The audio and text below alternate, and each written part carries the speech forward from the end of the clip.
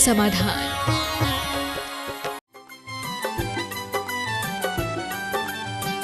इस कार्यक्रम के पुण्यार्चक हैं श्री चंद्रसेन विनोद कुमार जैन, रामपुर वाले, VKJ projects private limited, Dehradun.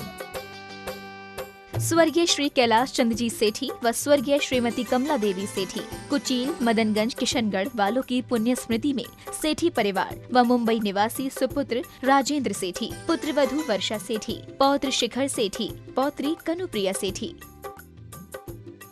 Shri Pradeep Jain, Shrimati Amita Jain, Itanagar, Arunachal Pradesh, पुत्र केतन जैन, पुत्री Chalshi Jain, MS Raj steel, MS Raj tiles and sanitary, MS Raj electrical, nearest gate के पास, जिला पप्पुमपारे, निर्जुली, अरुणाचल प्रदेश। श्री जतिन शाह, श्रीमती डॉक्टर कल्पना जे शाह, पुत्री मुग्धा अभिजीत शाह, डॉक्टर केतकी, तुषार शाह, पौत्र पौत्री आदि, आभा, आयु, आनंद प्रतिष्ठान, Anand polyclinic and Manchakshu eye hospital, Dhulia, Maharashtra. Muzaffarnagar, Uttar Pradesh. Shri RP Jain, Shrimati Mamta Jain. बोलिए प्रातः स्मरणीय संत शिरोमणि आचार्य गुरुवर विद्यासागर जी मुनि महाराज की। बोलिए गुणायतन प्रणेता, संका संधान प्रवर्तक, भावना योग प्रवर्तक, प्रखर वक्ता, परम पूज्य 108 मुनिवर श्री प्रमाण सागर जी मुनि महाराज की। परम पूज्य मुनि श्री प्रसाद सागर जी मुनि महाराज की। परम पूज्य मुनि श्री अरह सागर जी मुनि महाराज की। परम पूज्य मुनि श्री शैल सागर जी मुनि महाराज की। परम पूज्य मुनि श्री निकलंक सागर जी मुनि महाराज की। उपस्थित धर्म श्रद्धालु सज्जनों, माताओं एवं बहनों, आज का यह संघ का समाधान कार्यक्रम हमारा का दूसरा सत्र है, यहाँ प्रारंभ हो रहा। आज यह सत्र पूरा के पूरा हमारे यहाँ राजधानी के वरिष्ठ प्रशासनिक पदाधिकारियों के समर्पित है। मैं आपको संघ का समाधान के अगले क्रम में जोड़ूं, इसके पूर्व हम लोग रोज की तरह पूज्य गुरुदेव से हम आशीर्वाद ग्रहण करेंगे, अपने को शिक्षित करेंगे। और मैं सबका अभिनंदन करता हुआ आपसे अनुरोध करता हूं कि हाथ जोड़े, मस्तक झुकाएं, बोले मेरे साथ, नमोस्तु गुरुदेव, नमोस्तु गुरुदेव, नमोस्तु गुरुदेव। बोलिए मुनिवर श्री प्रमाण सागर जी महाराज की। चलिए अब मैं आमंत्रित कर रहा हूं श्री अतुल जैन।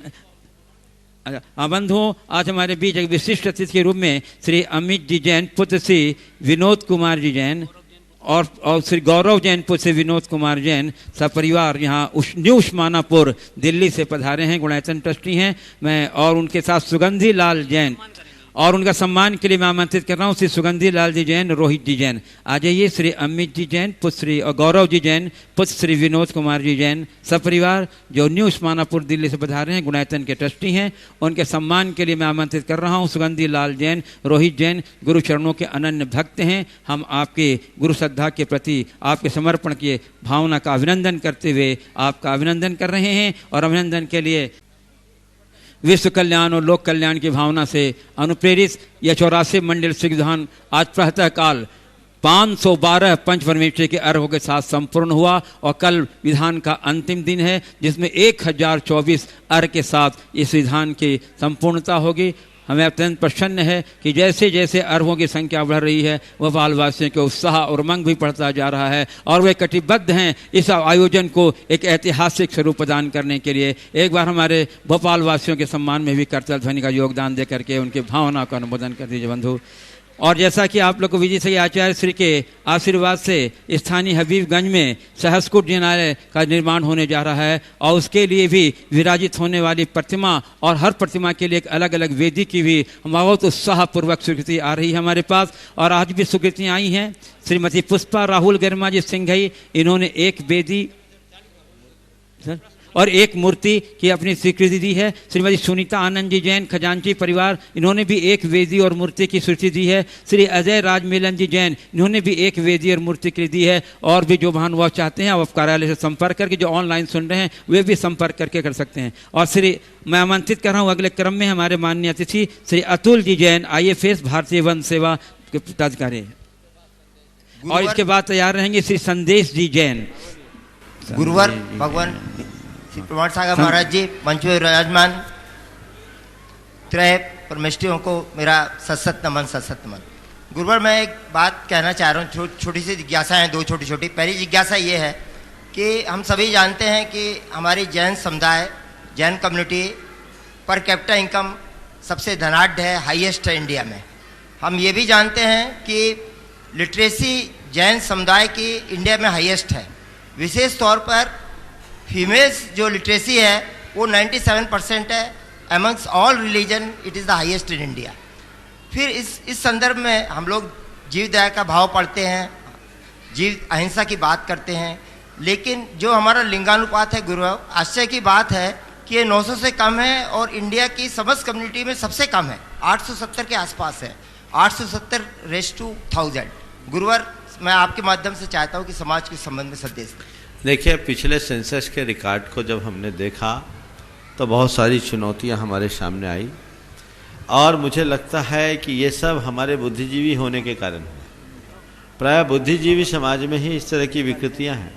लिंगानुपात बहुत तेज़ी से बढ़ा है, बिगड़ा है, जो हम सबके लिए बहुत चिंता का विषय है। और सबसे बड़ी चिंता का जो विषय है वो है TFR की कमी। टोटल फर्टिलिटी रेट में बहुत अधिक कमी है, हमारा 0.04% मात्र रह गया है, जो एक बहुत बड़ी चुनौती है। अगर हमने ठीक तरीके से नहीं देखा तो आने वाले समय में जैनों में बूढ़े ही मिलेंगे, जवान नहीं मिलेंगे और हमारी स्थिति बहुत भयानक हो जाएगी। और जैसा इसके विशेषज्ञ जो हमारे सेंसस के पुराने डायरेक्टर रहे, हमारे पास हमेशा आते रहे हैं, सुनील जैन, जो अभी जैन जनगणना जागरूकता अभियान के मुखिया भी हैं, वे कहते हैं कि यदि ऐसी स्थिति रही और इस साल हमने अपनी स्थिति को नहीं संभाला तो 2021 के बाद जो अगला सेंसेक्स आएगा उसमें हमारा नाम ही हट जाएगा, क्योंकि हम दिनों दिन कम होते जा रहे हैं। तो हमें इन सब बातों पर बहुत गंभीरता से विचार करना चाहिए। समाज में रहने वाली जो भी चुनौतियां हैं उनको हमें ठीक करना चाहिए। प्रबुद्ध समाज के मध्य लड़के और लड़की का भेद अब मिट जाना चाहिए। हालांकि अब परिवर्तन काफ़ी तेज़ी से आ रहा है, लोगों की सोच में भी बदलाव आ रहा है, लेकिन एक चिंता का विषय तो अब ये भी है कि प्रबुद्ध होने के नाते अब एक ही संतान पर लोग लिमिटेड होते जा रहे हैं। ये भी हमारे लिए बहुत चिंता का विषय है। हम अपनी भावी पीढ़ी को कैसे संभालेंगे? एक मुट्ठी भर लोग हम हैं और अगर इसी तरह लोग रुकते रहेंगे तो आने वाले दिनों में जैन ही नहीं रहेंगे तो जैन धर्म का क्या होगा? ये प्रत्येक जैनियों को गंभीरता से सोचने की ज़रूरत है। हमें ये ऐसा कुछ कार्य करना है जिसमें समाज का हित हो, संस्कृति का हित हो और राष्ट्र का विकास। हाँ बोले। गुरुवर, मेरे चरित्र निर्माण और राष्ट्र निर्माण, इसमें हमें अपने बेसिक एजुकेशन, एलिमेंट्री एजुकेशन में किस तरह के परिवर्तन की आवश्यकता है। और आज के समाज में, परिवेश में, पवन भाई ने वैसे पूछा है, परंतु संतोष से कुछ नहीं होता है गुरुवर। धन दौलत, बाहरी आडंबर, इसी की पूजा है, इसी का दिखावा है। मन के लालच को कैसे कम करें, इसमें मार्गदर्शन दीजिए। बहुत अच्छा आपने जो सवाल किया, मन के लालच को हम कैसे कम करें। जब तक आपकी सोच में आध्यात्मिकता नहीं आएगी आप लालच को कम नहीं कर सकते। मैं आपको बताता हूँ, एक पुलिस अधिकारी, वो भी भोपाल की घटना है, नाम नहीं लूँगा, वो अपनी धर्मपत्नी के साथ मेरे पास आए। उन्होंने मुझसे रिश्वत का त्याग लिया। मैंने बोला कि आप रिश्वत का त्याग कर रहे हो, आपका निभ जाएगा। धर्मपत्नी साथ में थी। धर्मपत्नी ने कहा, महाराज जी 6 महीना विचार करने के बाद आज आपके पास आए हैं। और तब उनके पति ने कहा, महाराज किसके लिए हम हाथ काले करें? एक बेटा है, एक बेटी है, दोनों प्रतिभावान है, पढ़ लिख कर कुछ बन ही जाएंगे। रहने को सरकारी बंगला है, तनख्वाह मिलती है, कदाचित मुझे कुछ हो जाएगा तो मेरी पेंशन मेरी धर्मपत्नी को मिलेगी। हमारी ज़्यादा इच्छाएं नहीं हैं, हम 2 वक्त खाते पीते हैं, हमारी कोई आदतें नहीं हैं, तो हम क्यों अपने हाथ काले करें? अब आप बताइए, जिस व्यक्ति की ऐसी सोच होगी क्या वो चकाचौंध से प्रभावित होगा? हाँ, ऐसे लोगों को लोग पागल जरूर कहेंगे। आज के लोग पागल कहेंगे, लेकिन जीवन का यथार्थ पारायण तभी होगा जब हम अपनी वृत्तियों को नियंत्रित करेंगे। चूंकि सामाजिक व्यवस्थाएं ऐसी हो गई, इसमें बदलाव होना चाहिए। और बल्कि मैं एक सुझाव दूंगा कि रिश्वत और भ्रष्टाचार को समाप्त करने के लिए सरकार को भी चाहिए कि अपने अधिकारियों और कर्मचारियों को इतनी तनख्वाह दे जिससे वो आम आदमियों से हीन न रह सके, बराबरी से जीवन जी सके। उनको भी अपने बच्चों को पढ़ाने लिखाने का और शान शौकत से जीने का अवसर मिल सके। अगर वेतन कम होगा तो दूसरा दरवाज़ा खोलेगा ही, क्योंकि एक सामाजिक व्यवस्थाएं ऐसी है। तो ये सब चीज़ें हैं जिस पर बहुत गंभीरता से विचार अपेक्षित है। मेरा एक अनुरोध है कि अधिकारियों के साथ उनका परिवार भी साथ में खड़ा हो जाए जब प्रश्न होता है, और प्रश्न के दौरान खड़े रहें। श्री संदेश जी जैन एडिशनल एसपी भोपाल, और उसके बाद तैयार रहेंगे श्री कविंद्र कियावत IAS भारतीय प्रशासनिक सेवा के वरिष्ठ सदस्य। नमस्ते गुरुवर। धर्मपत्नी भी साथ में, तो प्रश्न उनकी तरफ से करवाता हूँ। बिल्कुल बिल्कुल। नमस्ते गुरुवर, मेरा प्रश्न ये है कि धर्म और कर्म में किसे ज़्यादा महत्व देना चाहिए? धर्म और कर्म में किसे महत्व देना चाहिए? धर्म का अपना महत्व है, कर्म का अपना महत्व है। धर्म के काल में धर्म करना चाहिए और कर्म के काल में कर्म करना चाहिए, पर खटकर्म से बचना चाहिए, उसे ही अपना धर्म समझना चाहिए। समझ गए? श्री कविंद्र कियावत IAS भारतीय प्रशासनिक सेवा के वरिष्ठ सदस्य, और उसके बाद तैयार रहेंगे श्री राजेश जैन IAS भारतीय प्रशासनिक सेवा के सदस्य, सचिव गृह एवं managing director text book corporation Madhya Pradesh. मंचासीन मुनिगण के चरणों में सादर नमोस्तु। महाराज जी, जैन समाज की युवा पीढ़ी आज से कुछ वर्ष पूर्व तक अपने परंपरागत पारिवारिक व्यवसाय और व्यवस्था से आजीविका के लिए जुड़ती थी, किंतु पिछले कुछ वर्षों में इसमें परिवर्तन आ रहा है। अब जैन युवा पीढ़ी मेडिकल, इंजीनियरिंग, लॉ, मैनेजमेंट क्षेत्र की उच्च शिक्षा एवं प्रतियोगी परीक्षाओं में कोचिंग और प्रशिक्षण प्राप्त करने के लिए बड़े नगरों और महानगरों की ओर जा रही है, और बड़ी संख्या में उन्हें सफलता भी मिल रही है। किंतु इस दौर में जैन युवक युवतियों को जैन मान्यताओं, परंपराओं, खान पान और आचरण के पालन में अनेक कठिनाइयाँ होती दिखाई दे रही हैं। इसी दौर में युवा वर्ग में मार्ग विचलन की दुर्भाग्यपूर्ण स्थिति भी देखने में आ रही है। अतः युवा पीढ़ी को महानगरों एवं बड़े शहरों में उच्च शिक्षा एवं व्यावसायिक पाठ्यक्रमों में अध्ययन, प्रतियोगी परीक्षाओं के लिए कोचिंग अथवा प्रशिक्षण या अविवाहित अवस्था में रोजगार के दौर में इस संकटपूर्ण स्थिति से उबारने के लिए जैन छात्रावास, जैन समागम केंद्र, जैन आचरण, खान पान, मान्यताओं और परंपराओं को सुरक्षित रखने के लिए स्थापित किए जाने की आवश्यकता महसूस हो रही है। समाज को इस दिशा में चिंतन कर शीघ्र कदम उठाने के लिए आपकी ओर से प्रेरणाप्रद संदेश समाज को मिले, मैं यह आग्रह करना चाहता हूँ। आप 2 मिनट खड़े रहें, 2 मिनट खड़े रहें। आपने बहुत ही सामयिक मुद्दा उठाया है, लेकिन आपके इस विचार में मैं 2 दिशा में चलता हूँ। पहली बात तो मैं ये कहूँगा कि आजकल जो हर किसी के मन में नौकरी का चलन बढ़ गया है, ये हमारे समाज के लिए बहुत अच्छा नहीं है। हर कोई पढ़ लिख करके एक अदद नौकरी ही खोजता है, जबकि हमारी संस्कृति जॉब करने की नहीं है, जॉब देने की है। मिलते हैं 10 लक्षण तक में उनको शुद्ध भोजन मिलना मुश्किल होता है।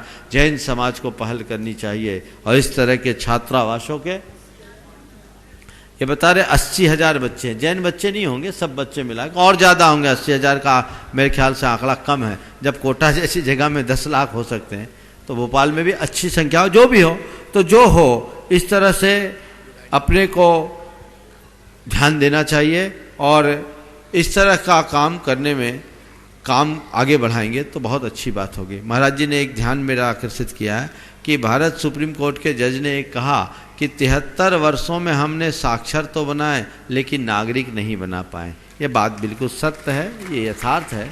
बल्कि आज के समय में जितने भी अपराध हो रहे हैं वो साक्षरों के द्वारा हो रहे हैं, निरक्षरों के द्वारा नहीं। हालांकि आपके प्रश्न से संदर्भित नहीं है। आपने जो चिंता व्यक्त की है वो यथार्थ है। समाज को इसकी पहल करनी चाहिए। कोई ऐसा निमित्त बनना चाहिए। अगर भोपाल शहर में ऐसा कुछ होता है, हमारे पास बड़े बड़े भूखंड हैं, मंदिर हैं, उनमें ये व्यवस्थाएं हों, यहाँ तो बहुत अच्छा काम हो सकता है। हमारी पीढ़ियाँ तभी सुरक्षित होगी जब हम उनको अपने से आज से जोड़ सकेंगे।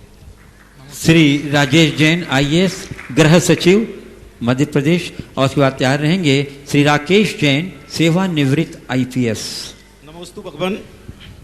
मेरा प्रश्न नहीं है, बल्कि आपके माध्यम से मैं ना केवल भोपाल समाज को बल्कि पूरे देश के समाज को एक संदेश दिलवाना चाहता हूं महाराज।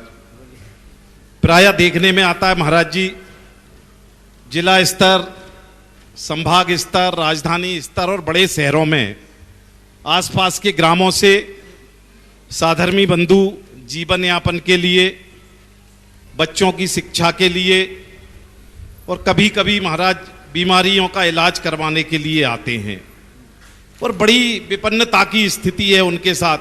देख रहे हैं आजीविका का कोई निश्चित साधन उनके पास नहीं रहता है, और ऐसे लगभग 500 परिवार भोपाल में होंगे जिनकी आजीविका का कोई निश्चित साधन नहीं है। कोई उनमें से क्रॉनिकल बीमारियों से ग्रसित है महाराज जी। कैंसर है, उसको टीबी की बीमारी है, मे बी उसकी हार्ट की बीमारी है, किडनी की बीमारी है, और वो इलाज करवाने की स्थिति में भी नहीं है महाराज जी। और मैं नहीं समझता कि अगर सुबह का खाना खा रहे हैं तो शाम के खाने की व्यवस्था नहीं है, बहुत रोजगार की व्यवस्थाएं नहीं है। ऐसे लोग ना केवल भोपाल में, इंदौर, ग्वालियर, जबलपुर और जिला मुख्यालय पे आते हैं। तो ऐसे लोगों के लिए समाज को, कम से कम पूरा भारत इसको देखता है, तो ऐसा एक कम से कम संदेश दिया जाए कि ऐसी व्यवस्थाएं हो, क्योंकि हमारा समाज का व्यक्ति होने के नाते नैतिक कर्तव्य है। कभी कभी महाराज जी ये स्थिति देखने में आती है, मैं गुना में था तो एक परिवार में मेल मेंबर नहीं था, वहाँ पे कोई पुरुष सदस्य नहीं था और उनके पास आजीविका का कोई साधन नहीं था, लड़कियाँ थीं और माँ थी। वो इतना बड़ा समाज, और उसके बाद एक लड़की एक मुस्लिम के साथ भाग गई। जैन समाज का कोई नहीं आया, बल्कि हिंदू महासभा के लोग आए, उनके कहने से दूसरे दिन हम उस लड़की को वापस लाए किसी भी तरह से। लेकिन फिर डरा धमका के 2-3 महीने बाद फिर ऐसी घटना घटी। तो लड़कियां शादी योग्य हैं, तो ऐसी घटनाओं से भी इनकार नहीं किया जा सकता। तो मेरा आपसे निवेदन है महाराज जी कि ना केवल भारत के समाज को बल्कि भोपाल के समाज को जरूर इस समझ में आप मार्गदर्शन दें। भोपाल में अगर कोई व्यक्ति आए तो बड़ा परेशान हो जाएगा महाराज जी, मेरा आपसे विनम्र निवेदन। देखिए, बहुत अच्छी बात आपने की, और ये जो बात आपने की इस पर मेरी दृष्टि, थोड़ी देर खड़े रहे राजेश जी, मेरी दृष्टि पिछले कई वर्षों से है।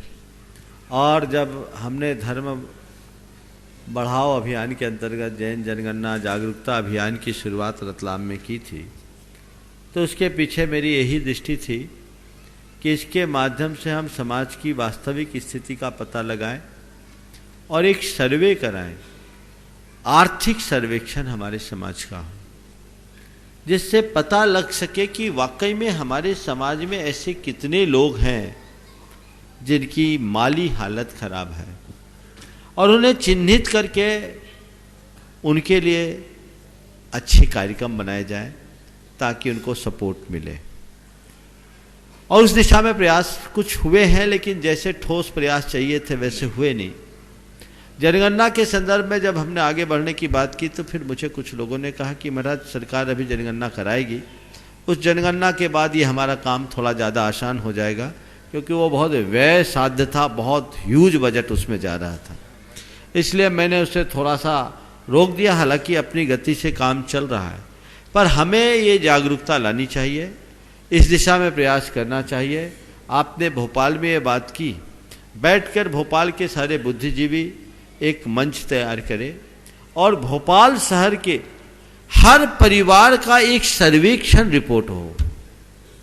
मुझे पक्का भरोसा है जैन समाज इतनी सक्षम है कि एक भी कमजोर नहीं बचेगा। जो कमजोर होगा उसको संरक्षण देने के लिए लोग आगे से आगे आएंगे, पर हमारे पास वो आना चाहिए, पूरा रिकॉर्ड आए।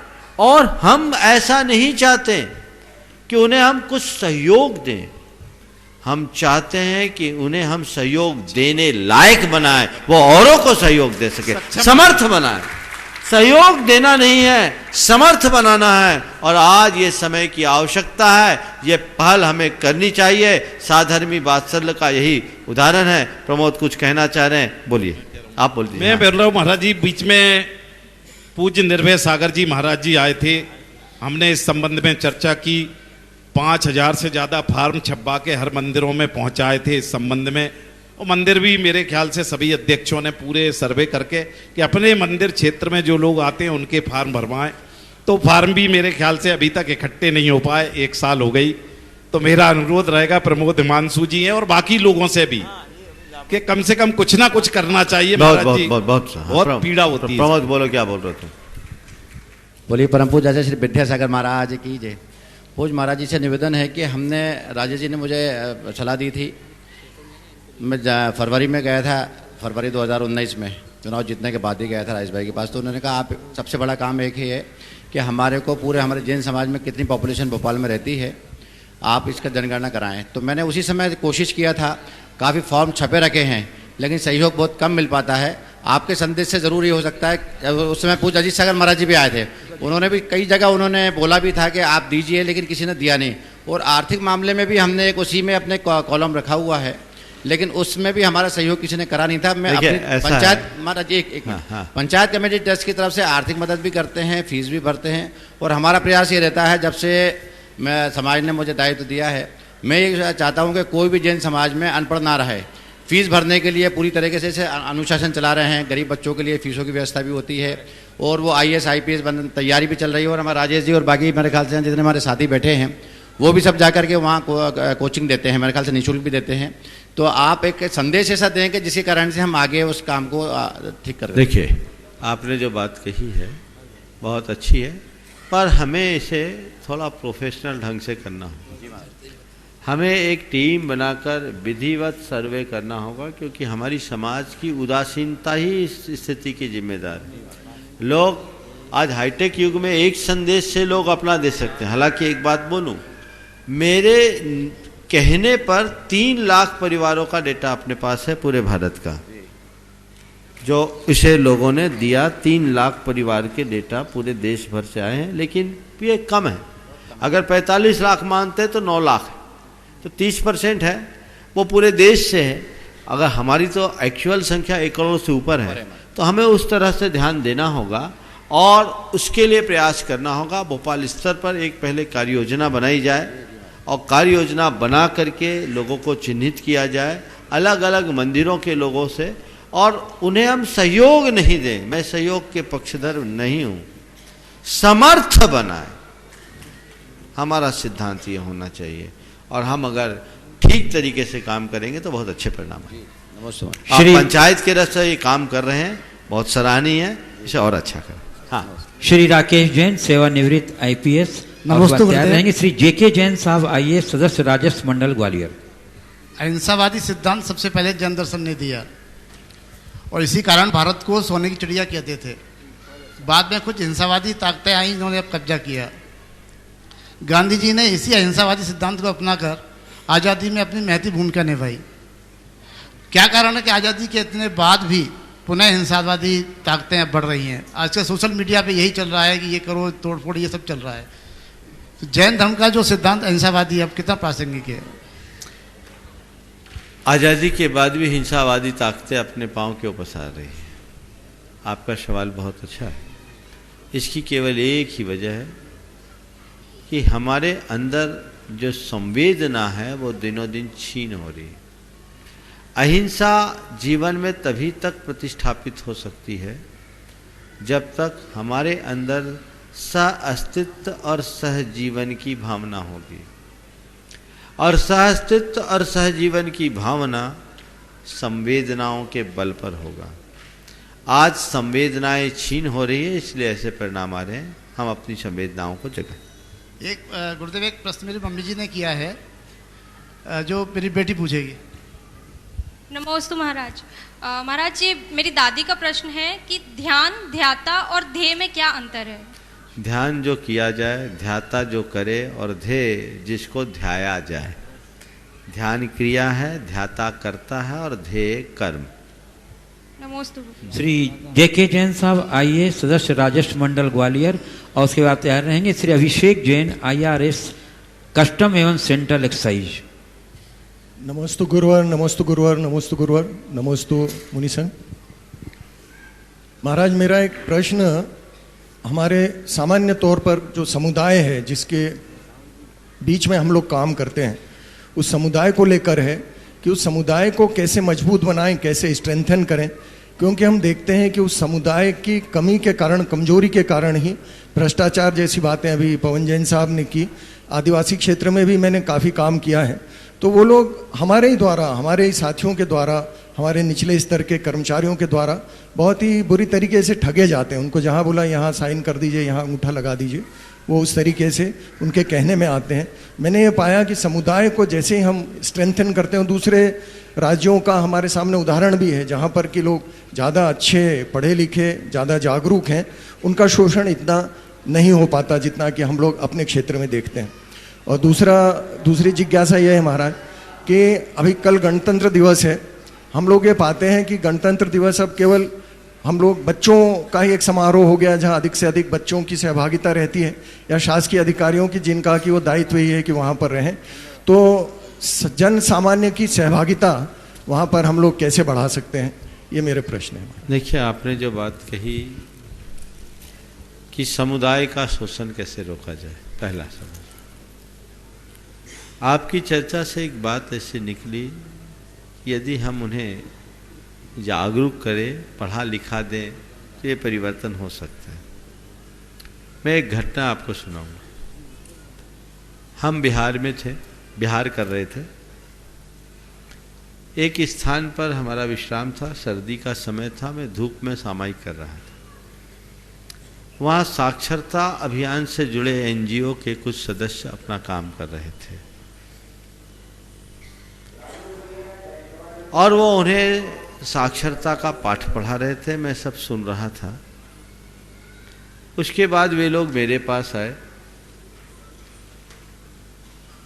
उन्होंने कहा हम साक्षरता का अभियान बढ़ा रहे हैं महाराज, इनका बड़ा शोषण होता है, इनसे 10,000 पर मुहर लगवाकर 100 रुपया देते हैं, 10,000 पर मुहर लगवाकर 100 रुपया देते हैं।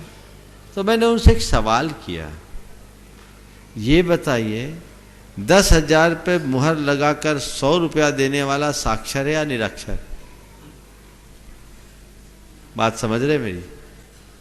ये अपराध करने वाला कौन है? समझ में नहीं आई बात? हाँ, वो जो साक्षर है। इसलिए संस्कृत में एक सूक्ति है, ये साक्षरा ते एव विपर्येण राक्षसा भवन्ति। साक्षरा को बदल दो, उल्टा पढ़ो, समझ में आ गई? तो सबसे बड़ी जरूरत समुदाय में केवल अक्षर ज्ञान को फैलाने की जरूरत नहीं है, संस्कारों को जगाने की जरूरत है, जिसकी आज नितांत कमी दिख रही है। तो हमें संस्कार जगाना चाहिए। दूसरा सवाल, गणतंत्र दिवस में जनता की सहभागिता कैसे हो? राष्ट्र प्रेम जब तक नहीं जगेगा तब तक कुछ नहीं होगा। ये बड़ी विडंबना है कि हमारे सारे पर्व अब औपचारिक मात्र बन गए। उस औपचारिकता के साथ हमारा संबंध टूटे और उनके साथ आत्मीय संवाद जुड़े, सांस्कृतिक निष्ठा जागृत हो, तो ये कार्य सहज हो सकता है। महाराज, एक प्रश्न मेरे पिताजी की तरफ से, पूर्व डिस्ट्रिक्ट जज रहे हैं वो, उनका ये प्रश्न है कि किसी भी देश में यदि राजनीति सिद्धांत का पालन नहीं करती है, राजनीतिक के सिद्धांत का पालन नहीं करते हैं, तो उस देश के निवासियों का क्या दायित्व होना चाहिए? उन्हें तटस्थ नहीं रहना चाहिए, उन्हें उसका प्रतिवाद करना चाहिए। नमस्कार। श्री अभिषेक जैन, IRS कस्टम एवं सेंट्रल एक्साइज, उसके बाद तैयार रहेंगे श्री अजय यशवंत, IAS भारतीय लेखा एवं लेखा परीक्षा सेवा के सदस्य, डिप्टी अकाउंटेंट जनरल, भोपाल। महाराज श्री को कोटि कोटि नमन। महाराज श्री, जैन होने के नाते हमारे लिए धर्म सर्वोपरि है, और दूसरी तरफ प्रशासनिक सेवक होने के नाते हमारे लिए संविधान सर्वोपरि है। कभी कभी ऐसी स्थितियां उत्पन्न हो जाती हैं जहां पर इन दोनों में अंतर विरोध या प्रतिकूलता की स्थिति निर्मित हो जाती है। तो ऐसे में इन दोनों में समन्वय कैसे स्थापित किया जाए? जब आप दफ्तर में रहें तो संविधान को लेकर चले, और घर और मंदिर में रहें तो धर्म को लेकर के चले। दफ्तर में अपने संवैधानिक दायित्वों का निर्वहन ही अपना धर्म मानो, और भगवान के दरबार में जो हमारे विधि विधान है उसे ही अपना धर्म मानो। हर जगह का धर्म अपना अलग अलग होता है। आपका मंदिर का धर्म अलग है और प्रोफेशन का धर्म अलग है। मनुष्य अपने हर क्षेत्र में ईमानदार रहे, यही उसके धर्मी पने की सबसे बड़ी पहचान। श्री अजय, बोलिए बोलिए। नमस्ते महाराज जी। महाराज जी, मैंने 2 बार रवि व्रत लिए और वो अधूरे छूट गए, तो मुझे उसका क्या दोष लगेगा और उसका क्या पश्चाताप करूं मैं? आप तीसरी बार लो, पहले पूरा करो। ठीक है। नमस्ते महाराज जी। नमस्ते। श्री अजय यशवंत, INS, भारतीय लेखा परीक्षा डिप्टी अकाउंटेंट जनरल, भोपाल। महाराज जी, मैं मद्रास से हूँ। मैंने कहा हिंदी थोड़ा सा चलेगा, अंग्रेजी चलेगी? मैं हिंदी में बोलते हूँ। फिर तमिलनाडु से ज़्यादा टेम्पल्स, पुराना टेम्पल्स होगा। फिर 1000 साल पुराना होगा, 1500 साल पुराना होगा। लेकिन 2-3 टेम्पल में ज़्यादा लोग जाएंगे, फिर 2-3 टेम्पल कुछ भी नहीं जाएंगे। फिर माई क्वेश्चन इज, मंदिर यात्रियों पर निर्भर कराता है और यात्रियों को मंदिर में निर्भर कराता है। बहुत अच्छा समझ किया। देखिए, इनकी भाषा का जो भाव है वो इनका कहना है कि हमारे यहाँ अनेक मंदिर हैं, कोई 1000 साल पुराने, कोई 1500 साल पुराने, और कुछ बड़े नए। कुछ मंदिरों में हजारों लोग जाते हैं और कुछ मंदिरों में बहुत कम लोग जाते हैं। तो आपका प्रश्न ये है कि मंदिरों का प्रभाव हमसे है या मंदिरों से हमारा प्रभाव? देखिए, मंदिरों का अपना प्रभाव है।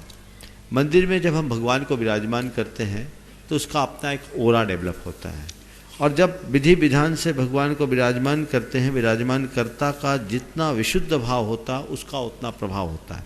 उसकी वैसी कॉस्मिक एनर्जी होती, वैसी डिवाइन एनर्जी होती, तो उसका प्रभाव अलग होता है और वो हमारे आकर्षण का केंद्र हो जाता है।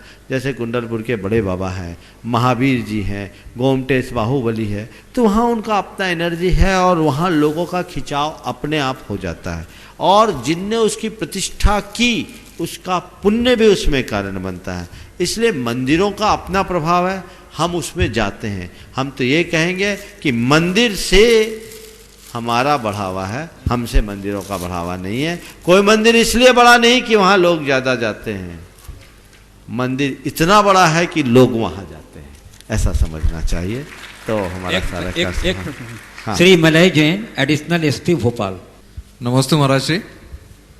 महाराज श्री, सबसे पहले तो मैं बताना चाहूँगा कि आज यदि इस जगह पे, इस मंच पर मुझे स्थान मिला है तो उसके पीछे सिर्फ आपकी और गुरुवर आचार्य श्री की प्रेरणा है। 1993 में प्रशासकीय प्रशिक्षण संस्थान जबलपुर से, जहाँ आचार्य श्री का आशीर्वाद मिला और आज हम लोग यहाँ तक पहुँचे।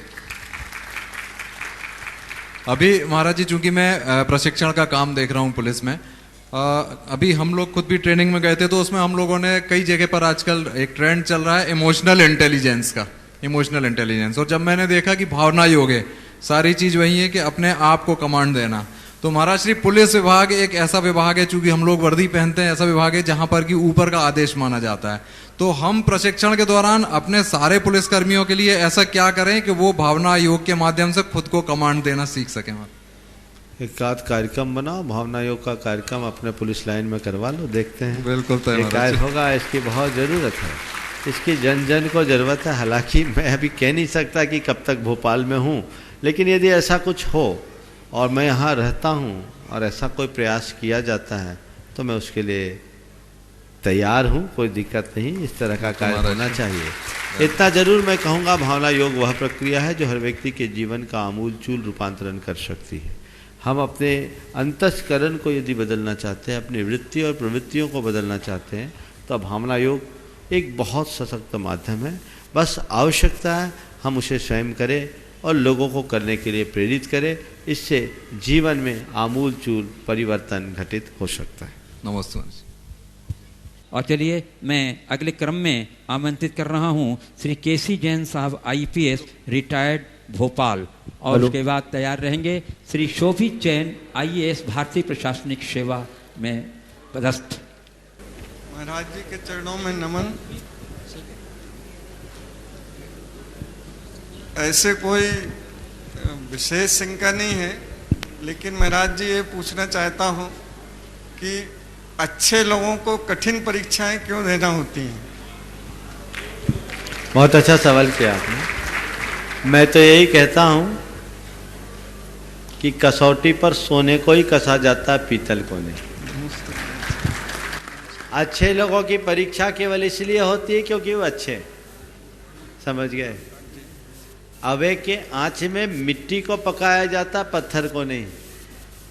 और मिट्टी को केवल इसलिए पकाया जाता है कि मिट्टी आँच में पक जाती है, पत्थर तो फट जाता है। इसलिए अच्छे लोगों को अपनी परीक्षा से हर्षित होना चाहिए, उसमें कोई संकोच नहीं। नमस्ते। हाँ, हमारे बीच मौजूद हैं श्री शोभित जैन IAS भारतीय प्रशासनिक सेवा में पदस्थ और सेवा तैयार रहेंगे श्री पवन जी जैन IPS भारतीय पुलिस सेवा के वरिष्ठ सदस्य। गुरुवर आपके चरणों में कोटिशय नमोस्तु। गुरुवर मेरा प्रश्न है, लगभग ये पृथ्वी है जिसको संभवतः हम जैन ज्योग्राफी में भरत क्षेत्र कहते हैं, इसकी आबादी 1 लाख वर्षों के भीतर 1 अरब पहुंची थी। उसके उपरांत लगभग 100 वर्ष में ये बढ़ के 1 अरब से 2 अरब हो गई। ये लगभग 1920 के आसपास। 1970 में यानी 50 वर्ष के अंतराल में यह आबादी 2 अरब से बढ़ के 4 अरब हो गई और वर्तमान में अर्थात 2020 में ये लगभग 8 अरब के आसपास पहुंच चुकी है। यद्यपि जब वैज्ञानिक दृष्टिकोण से इसको समझने की चेष्टा करें तो ये बताया जाता है कि जन्म दर अधिक है, मृत्यु दर कम हुई, इस वजह से ये ग्रोथ रेट इतना आ रहा है। हम लोग ये मानते हैं कि मानव जीवन या मनुष्य का जीवन बहुत मुश्किल से मिलता है, बड़े अच्छे पुण्य कर्म करते हैं उसके उपरांत प्राप्त होता है। तो ऐसी स्थिति में ये बात समझ से परे है गुरुवर कि इतनी संख्या में मनुष्य की वृद्धि इस पृथ्वी पर कैसे हो रही है? देखिए, बात बिल्कुल सही है। कहा जाता है कि मनुष्य जीवन पाना बहुत दुर्लभ है, पर मैं इस वाक्य को थोड़ा संशोधित करके कहता हूँ, मनुष्य जन्म पाना दुर्लभ नहीं है, मनुष्यता पाना दुर्लभ है। आज मनुष्यों की संख्या भले बढ़ रही है, पर मनुष्यता दिनों दिन घट रही है। मैंने एक लेख पढ़ा था बहुत पहले, एक रूस के वैज्ञानिक के हवाले से लिखा था। रूस का एक वैज्ञानिक था बोरोवोस्की, मनोविज्ञान का ज्ञाता था। उसने एक जगह कहीं उल्लेख किया, केवल इसे इसी संदर्भ में देखना, कि जो वर्तमान विश्व है वो संपूर्ण अस्तित्व का पागलखाना है। उनकी एक अपनी अवधारणा थी कि जो वर्तमान विश्व है वह संपूर्ण अस्तित्व का पागलखाना है और जो अस्तित्व के पागल लोग हैं वो यहाँ आ जाते हैं। समझ गए?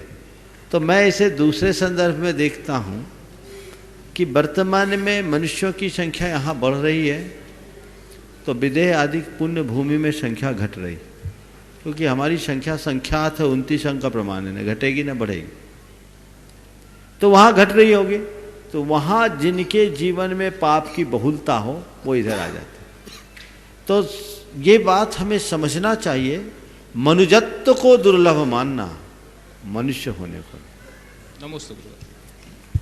श्री पवन जैन IPS भारतीय पुलिस सेवा के वरिष्ठ सदस्य, additional director general of police, और उसके बाद तैयार रहेंगे श्री विवेक जैन भारतीय वन सेवा के वरिष्ठ सदस्य। पवन जी के 2 सवाल होंगे। नमस्ते महाराज जी, आपकी जैसी आज्ञा। एक मेरा सवाल आसपास का है।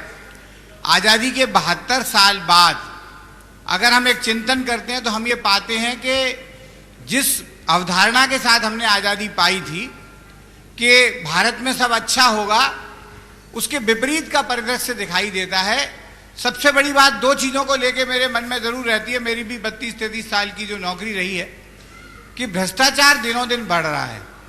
हमारे सार्वजनिक जीवन में जो भ्रष्टाचार बढ़ने का केवल कारण नहीं है, ऐसा लगता है कि वो हमारे समाज की मान्यताओं में रच बस गया है। और सबसे बड़ी बात यह थी कि हम लोग जब बचपन में थे तो सब कुछ पर्दे की ओट में होता, अब जो है भ्रष्टाचारी डंके की चोट पर होती है और बेईमान इस युग में अकड़ कर चलता है। ये बात कहीं ना कहीं चुभती है। दूसरी बात में इसी के साथ ये है कि मानव कहीं ना कहीं जो नई तकनीक बात है उसमें उसकी संवेदनाएं भी मर रही हैं। मानव का मशीनीकरण हो रहा है। अगर हमारे अड़ोस पड़ोस में कोई दुख होता है हमें उससे कष्ट नहीं होता। अखबार में हम कोई चर्चा सुनते हैं तमाम लोगों के काल कलविद होने की, यहाँ तक कि अगर हम सड़क पर जा रहे हैं और कोई घायल पड़ा हुआ तो हमारे बचाने के उसके प्रति करुणा का भाव उत्पन्न नहीं होता। तो ये जो नैतिक मूल्यों का उन्मूलन हुआ है महाराज जी, मेरा अनुरोध ये है कि किस तरह हम इस अवमूल्यन को फिर मूल्यों की तरफ जोड़ सकते हैं और भ्रष्टाचार और संवेदनहीनता पर किस तरह प्रहार कर सकते हैं। देखिए, बहुत अच्छी बात की। सबसे पहले तो आज़ादी की लड़ाई लड़ी गई स्वराज से सुराज की ओर आने के लिए। हमें स्वराज तो मिल गया, 72 वर्षों में सुराज नहीं आया, बल्कि अनुभवी बुजुर्ग कहते हैं कि दशा दिनों दिन बिगड़ी है। आपने जिस भ्रष्टाचार की बात की, आज जितना भ्रष्टाचार है आज़ादी के वक्त उतना भ्रष्टाचार नहीं था। ये कटु सत्य है। यशपाल जैन एक बहुत अच्छे विचारक हुए हैं, साहित्यकार, स्वतंत्रता संग्राम सेनानी भी रहे। उन्होंने एक लेख लिखा था कि आज़ादी के पूर्व कर्म युग था, आज़ादी के बाद भोग युग आ गया। कर्मयुग जब था, लोगों के अंदर एक जज्बा था देश को अच्छा बनाने के लिए, देश के लिए अपना सब कुछ उत्सर्ग करने के लिए। आज़ादी पा लेने के बाद लोगों की मानसिकता बदल गई। अब वे अपने निहित स्वार्थों की पूर्ति में लग गए। देश दूर छिटक गया, चाहे वे सत्ता के सूत्रधार हों या प्रशासनिक अधिकारी या आम जनता, सबकी दृष्टि से देश हित दूर होता जा रहा है। इसलिए हमारी व्यवस्थाएं बिगड़ गई। लोकतंत्र में तंत्र फल फूल रहा है और लोक बेचारा आज भी छीन काय पड़ा है। हमें लोक और तंत्र दोनों को साथ लेकर चलना चाहिए। आपने बात की कि भ्रष्टाचार दिनों दिन क्यों बढ़ रहा है, इसके पीछे के कारण की तरफ हमें जाना चाहिए। पहले भ्रष्टाचार को लोग एक पाप समझते थे, अब वो शिष्टाचार हो गया। आपने कहा डंके की चोट पर लोग भ्रष्टाचार कहते हैं, और मुझे भी लगता है भ्रष्टाचार कहने में हमें अपनी जिह्वा का आयाम बढ़ाना पड़ता है। शिष्टाचार सीधे से निकल जाता है, उसमें ज़्यादा प्रयास करने की ज़रूरत नहीं पड़ती। तो वह एक सिस्टम का अंग जैसा बन गया। उसके जो कारण हैं हमें उस पर ध्यान देना चाहिए। मेरे देखे जो इस भ्रष्टाचार के या अनैतिकता के कारण हैं, उनकी जड़ में हम जाएंगे तभी इसको हम निकाल सकते हैं। जैसे सबसे पहली बात, विलासिता बहुल मनोवृत्ति। मनुष्य की मनोवृत्ति दिनों दिन विलासिता बहुल होते जा रही है, और जब व्यक्ति की वृत्ति विलासी होगी तो उसे फिर संसाधन जुटाने के अतिरिक्त प्रयत्न करने होंगे, और उसके कारण फिर लोग दाएं बाएं काम करने लगते हैं। दूसरी बात है आय से अधिक व्यय। आमदनी कम है, खर्चे ज़्यादा है। अब जब खर्चे ज़्यादा, आमदनी कम, तो काम कैसे होगा? मैं आपको एक बात बताता हूँ, इसी भोपाल की घटना बताता हूँ। जब 2000 में मैं यहाँ था, एक मंत्रालय में कार्यरत बाबू मेरे पास आया अपनी धर्मपत्नी के साथ। उन्होंने कहा महाराज आज से मैं रिश्वत का त्याग करता हूँ। मुझे बहुत अच्छा लगा। मैं उनकी धर्मपत्नी की तरफ देखा। हमने कहा कि ये नियम ले रहे हैं। हाँ महाराज दे दीजिए। हमने कहा बहुत अच्छी बात है। उन्होंने कहा महाराज रिश्वत का त्याग है पर सुविधा शुल्क की छूट है। मैंने कहा सुविधा शुल्क क्या है भाई? तो बोले महाराज जी मैं कोई गलत काम नहीं करूंगा, लेकिन किसी का अच्छा काम करने के एवज में अगर वो मुझे कुछ देगा तो मना नहीं करूंगा। फिर उसने कहा महाराज जी किसी का कोई काम हो, उस काम के लिए उसे 10 चक्कर लगाने पड़े और मैं एक बार में उसकी फाइल निपटा दूं तो इसका फायदा तो दोनों को मिलना चाहिए। फिर उसने एक तर्क दिया, बोला महाराज मेरे 3 बच्चे हैं, तीनों बच्चों को मुझे इंजीनियरिंग की पढ़ाई पढ़ानी है। मेरा इनका खर्च ही इन बच्चों का बहुत ज़्यादा होता है। अगर मैं देखूं तो मेरी पूरी पगार उसी में लग जाती है, तो मैं अपने बच्चों को पढ़ाऊं कैसे? महाराज कुछ ना कुछ व्यवस्था तो करनी ही पड़ती।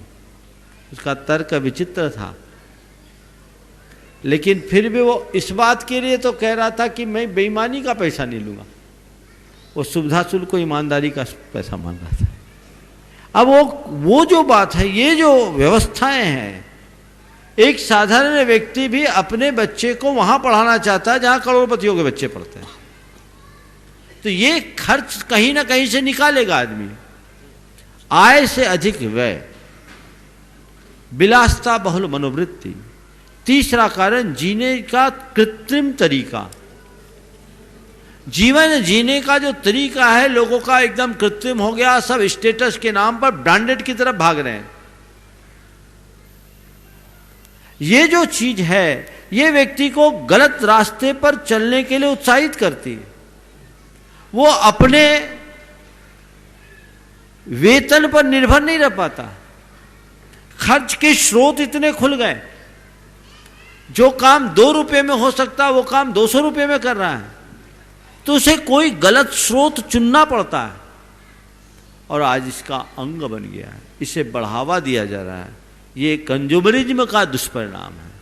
तो इन पर हमें नियंत्रण करना होगा और ये तब हो जब व्यक्ति के मनोवृत्ति में संतोष आए, अध्यात्म से जुड़े, सब चीजें बदल सकती है। आपने जो संवेदनहीनता का भी सवाल उठाया है वो भी इसी का परिणाम है, क्योंकि व्यक्ति की सोच संकीर्ण और चिंतन अनुसार होता जा रहा है। व्यक्ति एकदम अपने तक सीमित होता जा रहा है। कल भी मैंने इस संदर्भ में बात की थी, यही उपभोक्तावाद का दुष्परिणाम।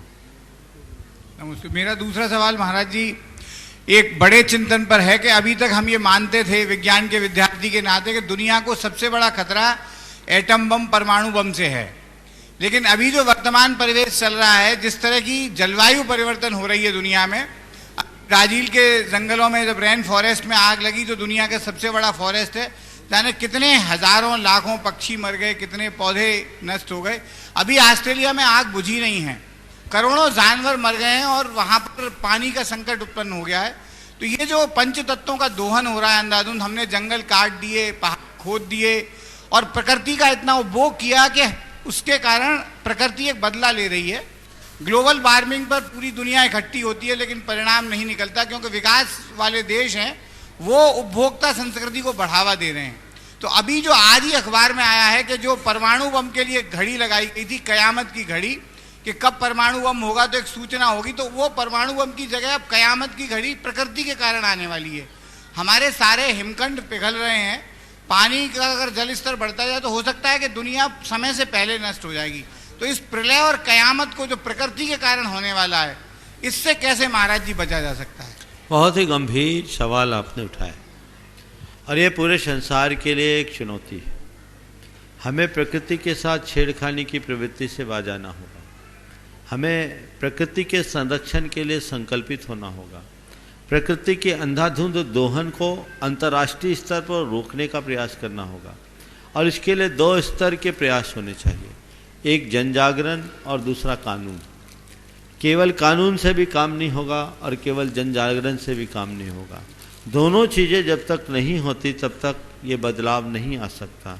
जहाँ तक आपने बात कही कि आज प्राय उपभोक्तावाद को लोग बढ़ावा दे रहे हैं और उपभोक्तावादी सोच से जुड़े लोग प्रकृति का अंधाधुंध दोहन कर रहे हैं, हमें इस पर विराम लगाना ही पड़ेगा। आपने बिल्कुल यथार्थ कहा है कि परमाणु बम से भी बड़ा प्रकृति का बम है, जो विस्फोट होगा तो उसे कोई संभाल नहीं सकता। ये त्रासदी हम सबके सामने है, पूरे विश्व के लिए चिंतनीय है। अभी तो जंगल की आग है, चाहे जब सुनामी है, चाहे जब बर्फीले तूफान है, चाहे जब बाढ़ है, चाहे जब भूकंप है, ये सारी घटनाएं मनुष्य को सावचेत करती है। लेकिन मनुष्य है जो इन पर विचार करने के लिए राजी नहीं है। चाहिए कि वो गंभीरता से इन पर विचार करे और विचार करके इस प्रकृति के अंधाधुंध दोहन की प्रवृत्ति से बचे। हर व्यक्ति को ये सोचना चाहिए कि किसी का चीज़ का मैं अपने लिए लाभ ले रहा हूँ तो उस लाभ का दुष्परिणाम किसी दूसरे को तो नहीं हो रहा है। हमारी संस्कृति स्वहित से सर्वहित की बात करती है। यहाँ केवल स्वहित की बात आ गई। हमारे यहाँ तो कहा गया सर्वहित के लिए स्वहित को भी त्याग दो, लेकिन स्वहित में सर्व का अहित नहीं होना चाहिए। ये मार्ग है और इसे हम अपनाएंगे तभी दुनिया का भला कर पाएंगे। जैन धर्म हमेशा इस बात का पक्षकार रहा है कि हम प्रकृति के साथ मैत्री का व्यवहार करें, प्राणी मात्र के साथ मैत्री का व्यवहार करें, प्रकृति के संतुलन को सुरक्षित रखने की कोशिश करें, उनके साथ हमारा आत्मीय संबंध होना चाहिए जो आज खंडित होता जा रहा है, हमें उसे ठीक करना चाहिए। आप देखिएगा हम जैन मुनि लोग प्रतिक्रमण करते हैं तो एक इंद्रिय से लेकर पंचेंद्रिय तक सृष्टि के हर प्राणी से क्षमा मांगते हैं। उसमें पेड़ पौधे भी आते हैं, नदी तालाब भी आते हैं, पहाड़ और पत्थर भी आते हैं, अग्नि भी आती है, वायु भी आती है, सबसे। तो ये क्षमा हृदय की होनी चाहिए। ये इस बात का प्रमाण है कि हमारा उनसे कितना गहरा संबंध है। इकोवैलेंस को बना करके चलना है और जब तक हम वो नहीं बनाएंगे तब तक हमारी प्रकृति सुरक्षित नहीं हो। नमस्कार। श्री विवेक जैन भारतीय वन सेवा के वरिष्ठ सदस्य, और उसके बाद तैयार रहेंगे श्री अतुल जैन IAFS भारतीय वन सेवा के वरिष्ठ सदस्य। महाराज जी के चरणों में कोटि कोटि नमन। महाराज जी, जैसे हम जानते हैं कि शाकाहार जैन धर्म का आधार है। अभी विश्व में एक नया कॉन्सेप्ट या काफ़ी पहले से प्रचलित है वीगनिज्म, जिसमें किसी भी प्राणी के किसी भी अवयव को उपयोग करने की मनाही है। उसमें हम दूध को भी उपयोग नहीं करते हैं। तो मैं जानना चाहूँगा कि क्या हमको उसकी तरफ जाना चाहिए? देखिए, वीगन होना बुरी बात नहीं है, लेकिन दूध को सर्वथा अभक्ष्य कहना ठीक बात नहीं। जिस दृष्टि से वे दूध को अभक्ष्य निरूपित करते हैं वो कुछ अर्थों में सही है, लेकिन दूध अभक्ष्य नहीं। सबसे पहले तो ये समझना चाहिए कि प्राणी से निकलने के कारण वह मांसाहार के समतुल्य नहीं हो सकता। प्राणी से रक्त भी निकलता है, दूध भी निकलता है। रक्त के क्षय से जीवन का संकट होता है, पर दूध से नहीं। बल्कि गाय से दूध न निकाला जाए तो उसके जीवन में संकट होता है। तो गाय आदि जितने भी पालतू पशु हैं उनसे हमारा पारिवारिक संबंध रहा। हम घर के सदस्य की तरह उनके पालते रहे और एक व्यवस्था रही भारत की परंपरा में चूल्हे की पहली रोटी उनको देने की। अगर कोई बाहर भी जाए तो अपने से ज़्यादा उनकी चिंता कि उनकी सार संभाल कौन करेगा, उनको दाना पानी कौन देगा, उन्हें समय पर कौन लगाएगा, ये पूरी व्यवस्था रहती थी। और एक व्यवस्था थी कि जब दूध दूहा जाए तो कम से कम एक थन बछड़े के लिए छोड़ा जाए और वो परिवार के अंग के रूप में रहते। गाय का भरण पोषण हम करते, गाय हमारी सेवा करती, दूध देती। तो गाय भैंस आदि जो पालतू पशु हैं उनके दूध के उपयोग का हमारे शास्त्रों में विधान है। तीर्थंकर भगवंतों ने भी उसका अनुपान किया है। प्रायः ऋषभ देव को छोड़कर शेष 23 तीर्थंकरों ने प्रथम आहार क्षीरान्न का ही लिया है, दूध का ही लिया है। रक्त जमीन में डालने से थक्का जम जाता है, लेकिन दूध का थक्का नहीं जमता। दूध का एक अलग रूप होता है। तो दूध को हम मांस के समतुल्य नहीं कह सकते। हाँ, गलत तरीके से जो दूध का उत्पादन होता है वो उत्पादन ठीक नहीं है, हमें इस पर बचना चाहिए। इंजेक्शन लगा करके जो दूध लिया जाता है, बछड़ों को मार करके जो दूध लिया जाता है वो ठीक नहीं। मैंने एक वीडियो देखी, गुजरात की एक गौशाला है जहाँ गिर गाय हैं। वहाँ उसके संचालक ने आवाज़ लगाया, गोपी गोपी 2 बार कहा, केवल गोपी गोपी 2 बार बोला और वो गोपी चारा चर रही थी। वो अपना स्थान छोड़कर उसके पास आ गई और बाड़े में करीब 200 बछड़े थे, केवल उसका बछड़ा उचक कर आ गया। मालिक के केवल 2 बार गोपी गोपी कहने से गोपी अपना दाना छोड़ करके आई और बाड़े से उसका बछड़ा आया, बंधन किसी को नहीं था, और आया, उसने बछड़े को लगाया और दूध निकाला। ये है एक पारिवारिक संबंध। इससे हम कैसे अभक्ष कह सकते हैं? ये एक संबंध है और यही हमारी परंपरा। इस रीति से दूध निकलना चाहिए। दूध का जो व्यवसायीकरण हो गया वो ठीक नहीं। आज सभी वरिष्ठ प्रशासनिक अधिकारी जो हमारे सब साधर्मी भाई, उन्होंने आकर के सवाल किया। मैं सभी से यही कहना चाहूँगा, आप सबके हृदय में श्रद्धा है, भावना है, संस्कार है, यह संस्कार की ज्योत जलती रहे और अपने क्षेत्र में रहते हुए समाज के सर्वतोमुखी विकास के लिए जितना अच्छा कर सके करे। सभी के लिए मेरा आशीर्वाद। इस प्रकार आज के इस सत्र को मैं यहीं पर विराम दे रहा हूँ। बोलिए परम पूज्य आचार्य गुरुवर श्री विद्यासागर जी महाराज। बोलिए मुनिवर श्री प्रमाण सागर जी मुनि महाराज की। इस कार्यक्रम के पुण्यार्चक थे श्री चंद्रसेन विनोद कुमार जैन, रामपुर वाले, VKJ projects private limited, Dehradun. स्वर्गीय श्री कैलाश चंद्र जी सेठी व स्वर्गीय श्रीमती कमला देवी सेठी, कुचील, मदनगंज, किशनगढ़ वालों की पुण्य स्मृति में सेठी परिवार व मुंबई निवासी सुपुत्र राजेंद्र सेठी, पुत्र वधू वर्षा सेठी, पौत्र शिखर सेठी, पौत्री कनुप्रिया सेठी। श्री प्रदीप जैन, श्रीमती अमिता जैन, ईटानगर, अरुणाचल प्रदेश, पुत्र केतन जैन, पुत्री Chalshi Jain, MS Raj steel, MS Raj tiles and sanitary, MS Raj electrical, nearest gate के पास, जिला पप्पुमपारे, निर्जुली, अरुणाचल प्रदेश।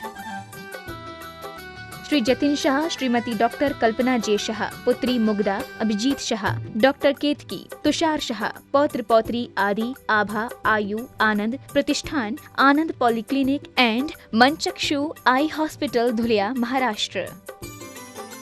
मुजफ्फरनगर, उत्तर प्रदेश। श्री RP जैन, श्रीमती ममता जैन।